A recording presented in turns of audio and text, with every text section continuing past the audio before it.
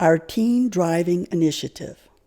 Our goal is to improve safety belt use among teenage motorists in their communities. The first step is to accurately identify seatbelt usage percentages at the local high schools. We're going to use the Florida Seatbelt Observation Form. We're doing this because we want the data to have the same feel and look as what the state does on a national level. So for tips to do this, I strongly recommend 2 people, one to observe and one to record the data. I know the first time that we did this, I tried it myself and we got so lost on that form, it was hysterical. Practice first. Get acquainted with the form, which we will go over in detail, but more importantly, work with your scribe so that you will know what is easier for them to work and they will understand the order that you're going to give them the data in. Wear street clothes. We don't want these kids calling their friends during this process and say, "Look out, somebody's doing something at the gate." You know they will. Please stand in a safe location in the parking lot or the area of exit. We don't want any accidents or any problems going on. Please take a photo of the location where you're going to be collecting the data. It will help us to determine if we're doing this the same in all locations. If student parking is mixed with teacher parking or parent pickup, only record data from student drivers. If you are asked by any of the students, "What are you doing?" don't say, "I'm checking seatbelt usage." Just say you're surveying vehicle types, which is true. We are requesting that you do these surveys in the afternoon as the students are leaving the school.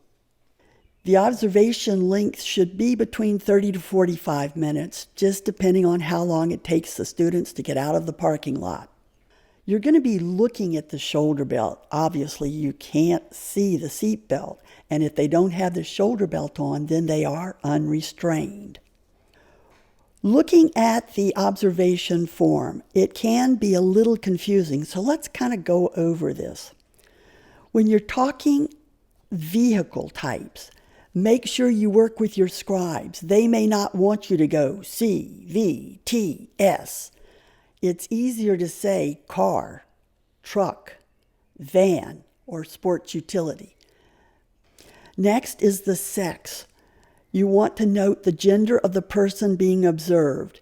Normally, you would do the driver first, and then if there is an outboard passenger in the front seat, that would be your second person. I just said male, female, or unsure.